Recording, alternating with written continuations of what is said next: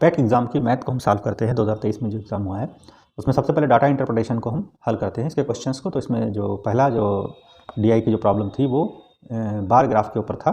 तो कैसे लगाना था इसमें शहरों के जो दिए हैं संख्या ABCD J तक के दे रखा है और इसमें अल्फ़ा बीटा गामा उपयोगकर्ताओं की संख्या दे रखा है, अल्फ़ा बीटा गामा, ठीक है। तो 73 क्वेश्चन इसमें था जो इस शीट में था। तो पहला क्वेश्चन इसका है, शहर A में अल्फ़ा और बीटा के एक साथ उपयोगकर्ताओं की संख्या। अब A में जो है अल्फ़ा और बीटा उपयोगकर्ताओं की संख्या कह रहा है। तो शहर A में अल्फ़ा बीटा की संख्या जो है वो 400 + 500। A में है 400 और अल्फ़ा बीटा 400 और 500। अल्फ़ा बीटा जो है 400 अल्फ़ा है, बीटा जो है 500, तो ये होगी टोटल 900। और जो कह रहे हैं E में बीटा और गामा, E में बीटा और गामा यानी 650 + 400, 650 400 यानी 1050। इनका पूछ रहे प्रतिशत क्या था, तो मल्टीप्लाइड बाई 100 कर लेंगे। इसको हम सॉल्व कर लेंगे। तो सॉल्व करेंगे जब, तो 1 0 ये काट दिया, 1 0 ये काट दिया। इसको काट देंगे 3 से, 3 तिहाई 9, 3 तिहाई 9, 3 5 15, 5 7 35, 5 6 30, ठीक है। 600/7 इसको हम हल कर लेंगे तो 85.71 इसका आंसर आ जाएगा। 85.71 ये वाला आपका आंसर हो जाएगा। नेक्स्ट क्वेश्चन है इसका डाटा इंटरप्रिटेशन का। नेक्स्ट क्वेश्चन देखिए लगाते हैं हम, क्योंकि हम पेज पे ही लगा रहे हैं तो थोड़ा समझ लीजिएगा सवाल कैसे लगाया गया, ठीक। तो नेक्स्ट क्वेश्चन है, सभी 10 शहरों में मिलाकर अल्फ़ा और गामा के उपयोगकर्ताओं की औसत संख्या क्या है। 10 शहरों में अल्फ़ा और गामा कह रहे हैं, 10 शहर में अल्फ़ा गामा। तो अल्फ़ा गामा, अल्फ़ा ये है डार्क वाला और गामा ये इधर डार्क वाला है, तो इन दोनों को हम जोड़ लें। तो 10 शहरों में जो अल्फ़ा और गामा इनका सबका योग जब हम निकालेंगे तो योग आपका आ जाएगा, अल्फ़ा का योग आएगा 5650 और गामा का जो योग आएगा वो आएगा 5300, ठीक है। अब इन दोनों का कह रहे हैं औसत संख्या कितनी है, तो इसको 10 से डिवाइड कर दें, 10 है चूँकि शहर, 10 से इसको डिवाइड कर दें तो ये आ जाएगा 565 + 530। अब इन दोनों का भी औसत निकालना है, यानी दोनों को जोड़कर 2 से डिवाइड कर दें, यानी दोनों का योग आएगा 1095/2, यानी इसका आंसर आ जाएगा 547.5, 547.5 ये वाला आंसर हो जाएगा। नेक्स्ट क्वेश्चन देखिए, इसी का है डाटा इंटरप्रिटेशन का। नेक्स्ट क्वेश्चन है, नेक्स्ट क्वेश्चन में आपका जो क्वेश्चन है वो है, शहर B में एक साथ अल्फ़ा बीटा और गामा के उपयोगकर्ताओं की कुल संख्या। शहर H में एक साथ अल्फ़ा बीटा और गामा के उपयोगकर्ताओं की कुल संख्या की तुलना में लगभग कितने प्रतिशत कम है। तो कितने प्रतिशत कम है तो निकाल लें। तो पहले हम B में अल्फ़ा + बीटा + गामा का निकाल लेते हैं हम। B में, चलिए दूसरे पेज पे लगा लेते हैं। B में हम निकाल लेते हैं अल्फ़ा + बीटा + गामा, ठीक है। तो इनका सबका योग आ जाएगा 1500। और H में जो है वो है 500 + 800 + 600 मिला करके है 1900, ठीक है। H में 1900, इसमें 1500, तो ये कितना कम है, 400 कम है। 400 कितने पे कम है, 1900 पे, यानी B जो है वो H से कितना कम है, 400 कम है। और कितना प्रतिशत कम है, यानी H का कितना प्रतिशत, तो H वाला नीचे रखेंगे तो गुणे 100, इसको मल्टीप्लाई कर देंगे, हल कर लेंगे तो 21.05 आपका आंसर आ जाएगा। इतने परसेंट ही आंसर आ जाएगा, ठीक है। नेक्स्ट क्वेश्चन है आपका, सभी 10 शहरों में मिलाकर बीटा और गामा के उपयोगकर्ताओं की कुल संख्या कितनी है। सभी 10 शहरों में बीटा और गामा, अब बीटा गामा आप देख लीजिए उसमें जो आपका वो दिया गया है, यानी ग्राफ जो है इसमें बीटा और गामा वाला देख लेना, दोनों को जोड़ लेना 10 शहरों का। तो 10 शहर का जो आपका आएगा बीटा और गामा, वो बीटा 10 शहर में जो बीटा हैं वो टोटल हैं 59 50 सबका योग आएगा, और गामा जो है वो 5300, ठीक है। तो बीटा + गामा हमको दोनों को जोड़ना है, दोनों का योग आ जाएगा 50, 9 3 12, 5 5 10, 11, 11250, ये आंसर आ जाएगा टोटल इसका, ठीक है। नेक्स्ट क्वेश्चन था इसी का, शहर D में एक साथ अल्फ़ा बीटा गामा के उपयोगकर्ताओं की संख्या, शहर I में एक साथ बीटा और गामा के उपयोगकर्ताओं की संख्या का अनुपात ज्ञात करना था।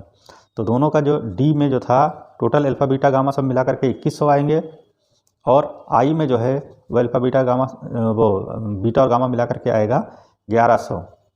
तो इसका अनुपात पूछ रहे हैं, अनुपात 2100/1100 काट देंगे, 21:11 इसका आंसर हो जाएगा। फिर देखिए नेक्स्ट ग्राफ दे रखा है, रेखा ग्राफ, लाइन ग्राफ दे रखा है, और इसमें जो है 2023 में कक्षा 6 से 10 तक स्कूल में पढ़ने वाले छात्रों के प्रतिशत को दर्शाया गया है। तो 6 में 25 है, 7 में 30 है, ये सब परसेंट देख लीजिएगा, आपने देखा ही होगा। इसमें क्वेश्चन नंबर पढ़ते हैं 78, इसको लगाते हैं, कक्षा 6 और 9 में मिलाकर विद्यार्थियों की कुल संख्या कक्षा 10 में विद्यार्थियों की कुल संख्या से लगभग कितने प्रतिशत अधिक है। तो 78 वाला क्वेश्चन है, 6 और 9 में मिलाकर कुल संख्या कितनी आ जाएगी, तो 6 ये है, 9 ये मिलाकर के 25 18 हो जाएगी 43 43, और 10 में विद्यार्थियों की संख्या जो है वो आपकी है 15, तो कितना अधिक हुआ 43 जो 15 से कितना अधिक हुआ तो 28। और पूछ रहे हैं 10 का कितना प्रतिशत होगा, तो 10 चूँकि 10 का पूछ रहे हैं तो 10 वाला नीचे आ जाएगा, यानी 28/15।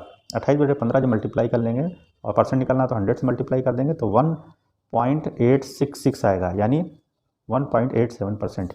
ये आपका आंसर हो जाएगा। सॉरी 100 से मल्टीप्लाई कर देंगे तो 186.66 आएगा, तो 187 आ जाएगा इसका आंसर। सॉरी 187, क्योंकि हमको वो निकालना है कितना परसेंट होगा, तो 187% हो जाएगा। 28 को 15 से भाग करेंगे और 100 से मल्टीप्लाई कर देंगे 186.6 आएगा, तो 187% इसका आंसर हो जाएगा। अब नेक्स्ट क्वेश्चन देखिए, इसी का ग्राफ का है, लाइन ग्राफ वाला है। 2024 में कक्षा 6 और 7 प्रत्येक में छात्रों की कुल संख्या 10% की वृद्धि होती है, कक्षा 10 में छात्रों की कुल संख्या में 20% की कमी होती है। तो 2023 में 6 और 7 में मिलाकर छात्रों की कुल संख्या, 24 में कक्षा 10 में छात्रों की कुल संख्या के बीच का अंतर ज्ञात करना है। ठीक है, तो 6 में कितने हैं, 79 वाला क्वेश्चन है। 6 में जो है 27.5 आ रहा है। ठीक है, कक्षा 6 और 7 में प्रत्येक में छात्रों की कुल संख्या में 10% की वृद्धि होती है। 6 में 10% की वृद्धि कर देंगे तो 27.5 आ जाएगा। 7 में जब वृद्धि कर देंगे तो 33 आ जाएगा। ठीक है, और 10 में जो है 20% की कमी कर दी गई, 10वीं क्लास में 20% की कमी कर दी गई, तो ये आ गया 12। ठीक है, अब टोटल चूँकि छात्र 2200 हैं, ग्राफ में देख लीजिएगा 2200 हैं छात्र टोटल। ठीक है, तो पूछ रहे हैं 6 और 7 में मिलाकर छात्रों की कुल संख्या 2023 में, 6 और 7 में मिलाकर छात्रों की कुल संख्या, 24 में 24 में कक्षा 10 में छात्रों की कुल संख्या के बीच का अंतर। तो 6 में जो है वो आपका टोटल जो परसेंट है वो अब सवाल में कह रहे हैं 2023 में कक्षा 6 और 7 में मिलाकर छात्रों की कुल संख्या, तो चूँकि 2200 है टोटल, तो 2006 में 6 और 7 का जो आपका वो आ रहा है टोटल, वो आपका 6 और 7 का टोटल आ रहा है 25 और 30 55% आ रहा है। तो 55% और 10 में आ रहा है आपका 10%, 20% कम हो गया था, तो यहाँ 10 आ रहा था। ठीक है, तो ये आपका आ गया 55% 6 और 7 में, और 10 का जो है वो 12% आ रहा है, यानी 2200 का 12%। इन दोनों का अंतर पूछ रहे हैं, तो चूंकि इन दोनों का अंतर हो गया, 22 कॉमन ले लें, 2200 तो बचेगा 55 में से 12 गया 43% निकाल लें 2200 का 43% निकालेंगे तो ये बटे 100 कर देंगे, 2 जीरो कट गया, 22 से 43 की मल्टीप्लाई कर देंगे तो 946 इसका आंसर आ जाएगा, 946 वाला हो जाएगा आपका। ठीक है, नेक्स्ट क्वेश्चन कह रहे हैं, नेक्स्ट है आपका कक्षा 8 में लड़कों की कुल संख्या x है और कक्षा 9 में लड़कों की कुल संख्या x+40 है। यदि कक्षा 8 और 9 में मिलाकर लड़कियों की कुल संख्या 120 है तो x का मान ज्ञात करना है। ठीक है, कक्षा 8 और कक्षा 9 दो कक्षाएं हैं, उनमें लड़के हैं x इसमें और इसमें लड़के हैं x+40। ठीक है, इसमें टोटल स्टूडेंट्स जो है 264 हैं, तो लड़कियां होगी 264 माइनस x, यानी गर्ल्स जो आ गई 264 माइनस x, और इसमें लड़कियां आ जाएंगी, टोटल स्टूडेंट्स इसमें जो आ रहे 396 माइनस x+40, ये लड़कियां हो गई। ठीक है, ये लड़कियां हैं, ये लड़कियां। फिर कह रहे हैं कक्षा 8 और 9 में मिलाकर लड़कियों की कुल संख्या 120 है, यानी इन दोनों का योग जो है वो 120 के बराबर है।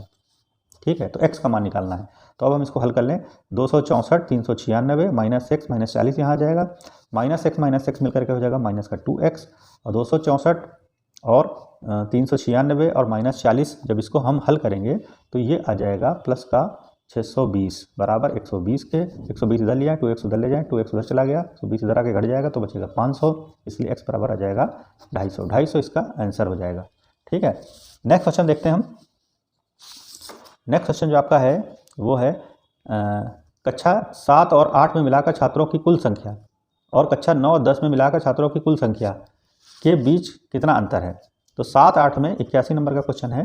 7-8 में मिलाकर छात्रों की कुल संख्या जो है वो 42% और कुल संख्या कक्षा 9 में मिलाकर छात्रों की कुल संख्या का अंतर। अच्छा, 7-8 में जो है टोटल 42% है, यानी 2200 का 42% हम निकाल लें, और 9-10 में कुल है 33%, तो 2200 का 33% निकाल लें। इन दोनों का अंतर निकालना है तो डायरेक्ट घटा दें यहाँ से, तो 2200 हम कॉमन ले लेते और 42 में से 33 चला जाएगा तो आपको बचेगा 9%, यानी 2200 का 9%। इसको हम हल कर लें तो 9/100 हो जाएगा, यहाँ पर 2 जीरो कट गए, 9 दूनी 18, 9 दूनी 18 1 19, 198 इसका आंसर आ जाएगा। ठीक है, नेक्स्ट क्वेश्चन आपका इसमें है यहाँ पर, यदि कक्षा 6 में लड़कों का लड़कियों से अनुपात 6:5 है और कक्षा 6 में लड़कियों की कुल संख्या कक्षा 7 में लड़कियों की कुल संख्या से 50 कम है, तो कक्षा 6 से 7 में लड़कों की कुल संख्या का अनुपात क्या होगा। ठीक है, तो 82 नंबर का क्वेश्चन देखिए, कक्षा 6 कक्षा 7 2 कक्षाएँ हैं। कक्षा 6 में लड़कों और लड़कियों का अनुपात है 6:5, यानी बॉयज़ और गर्ल्स का अनुपात है 6:5। और कक्षा 6 में लड़कियों की कुल संख्या 7 में लड़कियों की कुल संख्या से 50 कम है। अब 7 में टोटल स्टूडेंट कितने हैं? 7 में टोटल स्टूडेंट है 660, हम निकाल लेंगे उससे, परसेंट उसका आ रहा है। ठीक है, तो इसमें लड़के और लड़कियां कितनी हो जाएंगी? अच्छा, यहाँ पर देख लीजिए, चूँकि ये टोटल 6 में जो स्टूडेंट है 550 हो जाएंगे। 11 × 5 = 55, तो यहाँ कर लेंगे तो 11 × 5 = 55, 5 छक्का 30, 300 लड़के आ जाएंगे और 250 लड़कियाँ आ जाएंगी। फिर कह रहा है यहाँ पर क्वेश्चन में करेक्ट, कक्षा 6 में लड़कियों की कुल संख्या कक्षा 7 में लड़कियों की कुल संख्या से 50 कम है, यानी 6 की जो लड़कियां हैं वो 7 की लड़कियों से 50 कम है, यानी 7 की 50 ज़्यादा हो गई, तो ये आ गई 300 लड़कियां गर्ल्स आ गई। ठीक है, और जब 300 लड़कियां आ गई तो 660 में से 300 घटा देंगे तो 360 आ गए लड़के, 360 लड़के 600 लड़कियाँ हैं।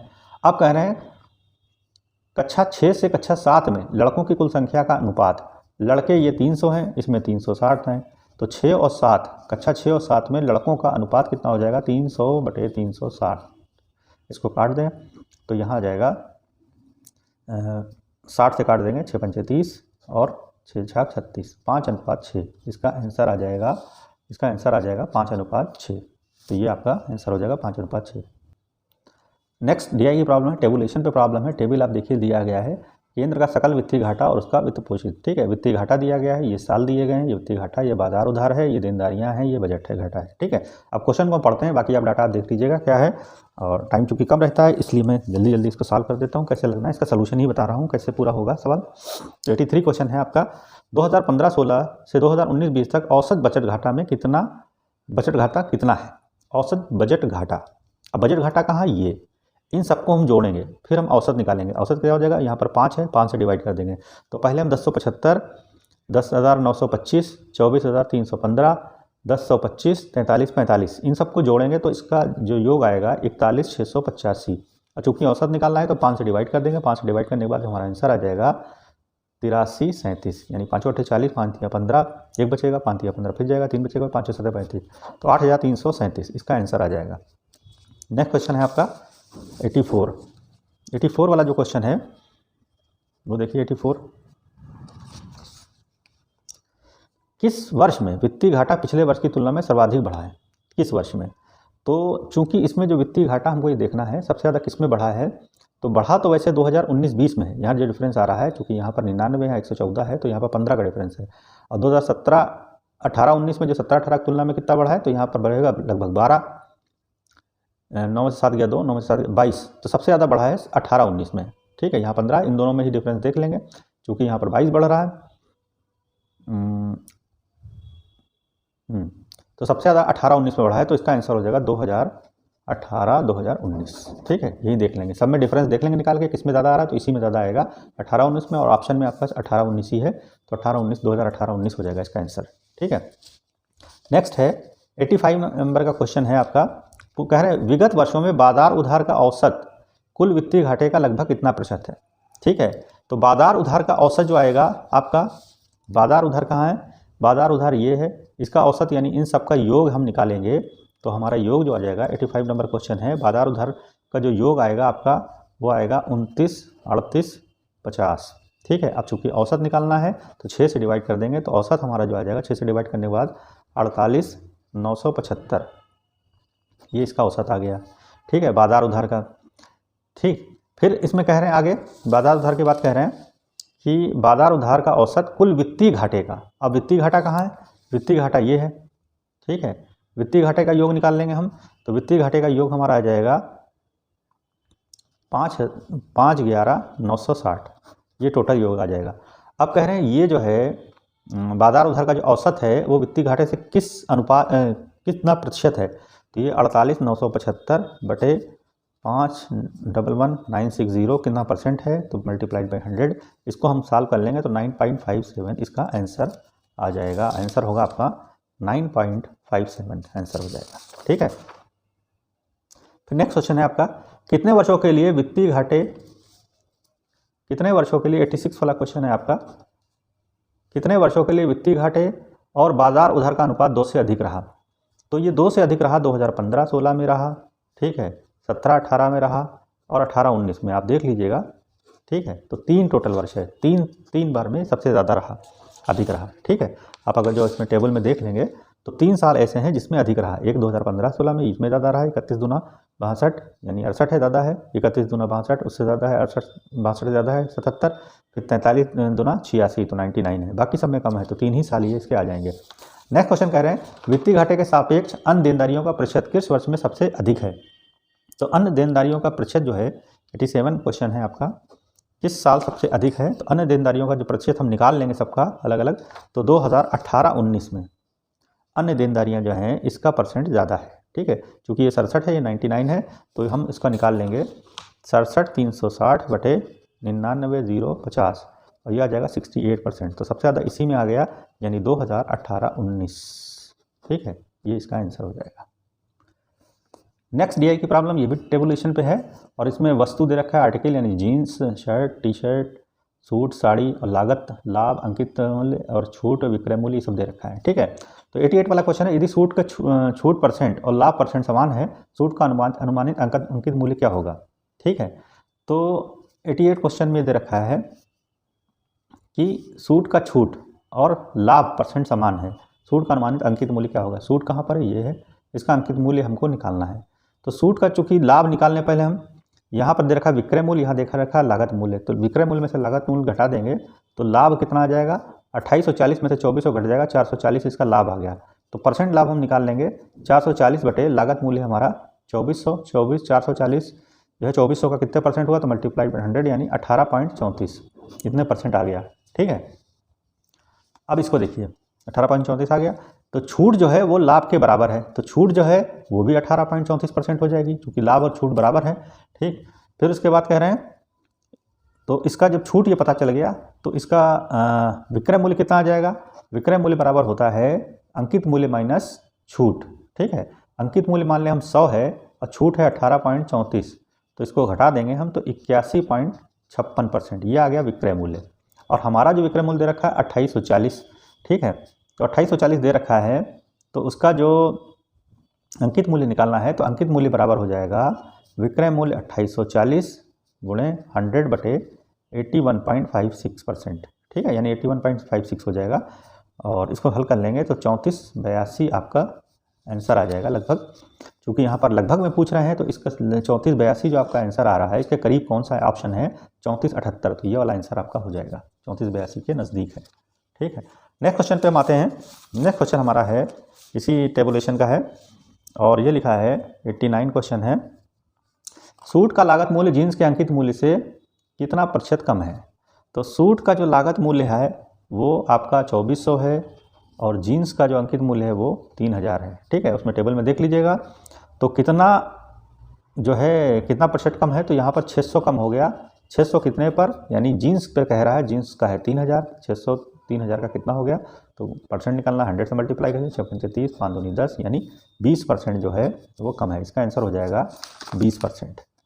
ठीक है, नेक्स्ट क्वेश्चन आपका है टी शर्ट पर छूट, परसेंट छूट और परसेंट लाभ का अनुपात 7:5 है, टी शर्ट का अनुमानित लागत मूल्य क्या है। तो टी शर्ट जो है उस पर छूट 90 नंबर का क्वेश्चन है, छूट और लाभ इनका जो है अनुपात जो है 7:5 है। अब चूंकि यहाँ पर जो छूट दे रखी है टी शर्ट पर वो 14% दे रखी है, तो जब हम यहाँ 14 रखेंगे तो ये कितना हो जाएगा, ये हो जाएगा 10, 7 दूनी 14 2 पंचे 10, तो ये 10% हो गया लाभ अब हमारा 10% आ गया। अब कह रहे हैं क्वेश्चन में हमारा क्या कह रहे हैं, टी शर्ट का अनुमानित लागत मूल्य पूछ रहे हैं। तो टी शर्ट का जो है विक्रय मूल्य क्या है, विक्रय मूल्य हम निकाल लेंगे। तो टी शर्ट का जो है अंकित मूल्य 2875 जो है उस पर कितनी छूट है 14% की, तो 86% उसका विक्रय मूल्य हो गया। 100 में से घटा देंगे तो 86% जब हम निकालेंगे तो 2472.5 आ जाएगा, 2472.5 आ जाएगा। ठीक है, अब लागत मूल्य निकालना है, तो लागत मूल्य बराबर होता है विक्रय मूल्य में से हम लाभ को घटा दें तो लागत मूल्य आ जाएगा। तो विक्रय मूल्य हमारा 2472.5 है, लागत हमारी 10% है, यानी इसका विक्रय मूल्य हो गया 90%, यानी लागत मूल्य हो गया 90%, यानी इसका 90% हम निकाल लेंगे तो 2225.25 आएगा इसका। ठीक है, लेकिन चूंकि अप्रॉक्सीमेट पूछ रहा है 22 25.25 आया तो इसके करीबी आंसर कौन है, तो 2248 है, 2285 है, ये ज़्यादा है तो इसलिए आंसर ये वाला हो जाएगा। अनुमानित पूछ रहे थे तो 2248 आपका आंसर हो जाएगा। ठीक है, नेक्स्ट क्वेश्चन है 91। यदि जीन्स और साड़ी के लागत मूल्य का अनुपात, यानी जीन्स है 91 क्वेश्चन है, जीन्स और साड़ी ये लागत मूल्य का अनुपात 4:5 है। ठीक है, अब देखें जीन्स 2500 की, सॉरी 2500 की है तो साड़ी कितने की होगी, अब जीन्स 2500 की होगी तो 4 से इसको डिवाइड कर देंगे, आ जाएगा 625, 625 की 5 से मल्टीप्लाई कर देंगे तो 3125, यानी साड़ी 3125 की आ गई।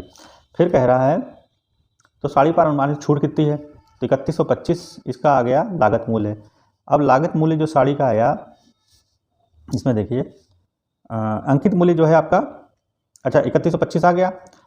अब 20% का लाभ है तो 20% का लाभ यानी इसका विक्रय मूल्य आ जाएगा 120%। 120% हम निकाल लेंगे 3125 का, 120% निकाल लेंगे तो 3750 आ जाएगा। 3750 रुपये क्या आ गया विक्रय मूल्य। ठीक है, और अंकित मूल्य कितना 3800 रुपये, अंकित मूल्य जो है इसका 3800 रुपये है। ठीक है, तो छूट कितनी हुई 50 रुपये की छूट, कितने पर 3800 पे, 3800 गुणे 50/3800 गुणे 100, इसको हम हल कर लेंगे तो हमारा आ जाएगा 1.315 यानी 1.32 लगभग, इतने परसेंट की छूट हो जाएगी। तो आंसर हो जाएगा हमारा, आंसर हो जाएगा 1.32%। ठीक है, नेक्स्ट क्वेश्चन इसका 92 वाला क्वेश्चन है। 92 क्वेश्चन देखिए, यदि जीन्स का अंकित मूल्य शर्ट के लागत मूल्य से 420 अधिक है। ठीक है, अब जीन्स का जो अंकित मूल्य कितना है, जीन्स का अंकित मूल्य शर्ट के लागत मूल्य, शर्ट का लागत मूल्य कितना है 2400, सॉरी 3000। यदि जीन्स का अंकित मूल्य कह रहे हैं, जीन्स का अंकित मूल्य शर्ट के लागत मूल्य, जीन्स का अंकित मूल्य शर्ट के लागत मूल्य से 420 अधिक है, यानी शर्ट का जो लागत मूल्य है वो जीन्स का अंकित मूल्य शर्ट के लागत मूल्य से 420 अधिक है, यानी 420 इससे कम आ गया शर्ट का लागत मूल्य जो है वो 420 यानी 3000 से 420 कम हो गया शर्ट का लागत मूल्य। ठीक है, शर्ट का लागत मूल्य जब कम हो जाएगा 420 तो शर्ट का लागत मूल्य हो जाएगा 2580। ठीक है, और जीन्स है 3000 की, उसका अंकित मूल्य जीन्स का 3000 है, तो शर्ट के ऊपर कितना जो है वो लाभ कितना है 30%, चूँकि लागत मूल्य जो इसका 2580 है, 30% इसका लाभ है तो इसका विक्रय मूल्य हो जाएगा 130%। ठीक है, निकाल लेंगे तो 3354 आ जाएगा ये। ठीक है, अब कह रहे हैं 3354 आ गया इसका विक्रय मूल्य आ गया, तो चूँकि 750 की छूट है तो अंकित मूल्य कितना हो जाएगा, अंकित मूल्य इसमें 750 हम जोड़ देंगे तो अंकित मूल्य हो जाएगा 4104, ये हो गया अंकित मूल्य। अब 750 की छूट है तो 750/4104, इसको हल कर लेंगे तो कितने परसेंट छूट है निकालना है, मल्टीप्लाइड बाई 100 तो 18.27% आ जाएगा। इसका आंसर हो जाएगा 18.27%, ये आंसर हो जाएगा। ठीक है, फिर इसी पेपर में मैथ के कुछ और क्वेश्चन भी थे, वो भी हल कर देते हैं हम। और 22वां क्वेश्चन इसमें है, 4 वर्ष पहले देव और दिनेश की औसत आयु 20 वर्ष थी, तो यदि आज देव और दिनेश और चिंतन की औसत आयु 25 वर्ष है तो 7 वर्ष बाद चिंतन की आयु क्या होगी। तो आज ये हम ले लें आज से 4 साल पहले। ठीक है, दिनेश और देव, ठीक है, कि औसत आयु 40 थी, यानी दोनों की मिलाकर के 20 थी, यानी दोनों की मिलाकर 20 दूना 40 हो गई, और 4-4 साल दोनों के कम हो गए तो 4-4 साल दोनों में जुड़ जाएगा यानी 8, यानी आज के टाइम में इनकी उम्र दोनों की है 48 साल। ठीक है, और तीनों का जो एवरेज है वो 25 साल है, तो 25 गुणे 3 हो जाएगा तीनों का, यानी 25 3 75, यानी देव दिनेश और चिंतन तीनों की एज है 75 और देव और दिनेश की है 48, तो केवल चिंतन की कितनी आ जाएगी, तो 75 - 48 कर लेंगे हम, 75 - 48 तो हल कर लेंगे तो आ जाएगी 27। अब कह रहे हैं 7 साल के बाद चिंतन की कितनी हो जाएगी, 7 साल के बाद, तो चिंतन में 7 साल और जोड़ दें तो 34 आ जाएगी, चिंतन की 7 साल के बाद उम्र हो जाएगी 34 साल, तो इसका आंसर ये हो जाएगा। ठीक है, नेक्स्ट क्वेश्चन है आपका, इसको खाली सॉल्व करना था, तो ये लिखा हुआ है आपका 2.4 × 0.72, इसको हम दूसरे पेज पे लगा लेते हैं। तो देखिए इस सवाल को लगाएंगे तो ये सवाल जो है आपका 2.4 लिखा है इंटू 0.72 इंटू 4.5 लिखा है बटे 0.18 इंटू 0.06 इंटू 0.9 इंटू 3 यहाँ पर दिया हुआ है। ये सब हटा दिए, 2 ये हट गए, एक ये हट गया, एक ये हट गया, एक और हटेगा तो 1 0 बढ़ जाएगा, 9 × 5 = 45, 50 आ जाएगा, 18 × 4 = 72, 6 × 24 मल्टीप्लाई कर लेंगे, 4 × 4 = 16, 5 × 6 = 80 और 8 × 3 = 24 यानी 24, तो इसका आंसर आ जाएगा ये वाला। नेक्स्ट क्वेश्चन है आपका, इसमें 11 के वर्ग को विषम के रूप में लिखा था, निम्नलिखित में से कौन सा 11 के वर्ग को विषम संख्या के योग के रूप में व्यक्त नहीं करता है, तो ये नहीं करता, इसका योग आ जाएगा 122, ठीक है, और बाकी सबका 121 आएगा, तो ये आंसर आपका हो जाएगा। नेक्स्ट क्वेश्चन मैथ का इसमें है, दर्शन ने प्रारंभिक परीक्षा में 1200 के अधिकतम अंकों के साथ 85% अंक, 1200 का अधिकतम अंक है, इसमें 85% प्राप्त किए, और फिर है 800 के अधिकतम अंक के साथ 70% अंक प्राप्त किए, 800 में का 70% प्राप्त किया, ठीक है। यदि परिणाम दोनों परीक्षाओं के संयुक्त प्रतिशत पर आधारित हो तो संयुक्त प्रतिशत कितना है, तो इसका 85% हम निकाल लेंगे, तो 12 पंचे 60, 12 अट्ठी 96 और 6 102 यानी 220 हो गया, 7 अट्ठी 56, 560 हो गया, दोनों का योग कितना हो गया, तो 80 और 15 1580 हो गया। टोटल अंक जो थे हमारे वो 1200 800 मिला करके 2000 थे, तो 2000 में 1580 अंक मिले, कितने परसेंट हो गया, मल्टीप्लाई बाई 100 हो गया, ये सब कट गया, 2 से डिवाइड कर देंगे, 2 7 14, 2 9 18, 79% उसको अंक मिले। फिर नेक्स्ट क्वेश्चन इसका था सिंप्लीफिकेशन का था, बहुत आसान था सवाल ये, तो आपसे लग ही गया होगा, लेकिन हम फिर भी हल कर देते हैं इसको। सिंप्लीफिकेशन का क्वेश्चन है 9 की पावर -2 इंटू 3 की पावर 5 इंटू 5 की पावर -2 की पावर 3 था, तो इसको -6 लिख लेंगे डायरेक्ट, बटे में 3 की पावर -3 की पावर 4 है, तो -12 हो जाएगा, इंटू 5 की पावर 4, ठीक है। इसको लिख सकते हैं 3 की पावर 2, या इसको नीचे ले आएँ तो 9 की पावर 2 हो जाएगा, तो 1/3 की पावर 2 की पावर 2 यानी 4 हो जाएगा, 3 की पावर 12 है, और 5 भी नीचे ले आएँ, ठीक है, तो माइनस का 5 हो जाएगा, तो -5 यहाँ जुड़ जाएगा, और इसको ऊपर ले जाएँ या इसको भी नीचे ले आएँ, तो 1/5 की पावर 6 और 4 10 हो जाएगा, तो यहाँ पर सब जोड़ देंगे, 3 की पावर 15, 12, 5 17, 17 में से 4 गए तो 13, तो यहाँ पर बचेगा 1/3 की पावर -13 इंटू 1/5 की पावर 10, ठीक है। 3 की पावर 13 ऊपर चला जाएगा, 3 की पावर 13 बटे 5 की पावर 10, तो 3 की पावर 13 बटे 5 की पावर 10, ये आंसर हो जाएगा आपका ये वाला। तो हम समझते हैं आपको मैथमेटिक्स कायदे से समझ में आ गई होगी, पेट में जो आई थी ये 29/10 को जो पेपर हुआ था उसी का।